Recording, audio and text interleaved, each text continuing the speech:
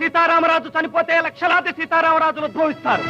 ఒక్కొక్కడు ఒక్కొక్క విప్లవ వీరుడై విజృంభించి బ్రిటిష్ సామ్రాజ్యపు పునాదులు పెళ్లగిస్తారు.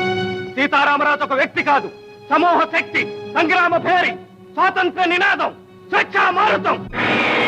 ఈ మట్టిలో మట్టినై, నీటిలో నీటినై, నా ప్రజల ఊపిరిలో ఊపిరినై, మనసుల్లో భావాన్నై, హృదయాల జ్వాలనై, నా జాతి జనులు పాడుకునే సమర గీతాన్నై సామ్రాజ్యవాద శక్తుల్ని గెలుస్తాను.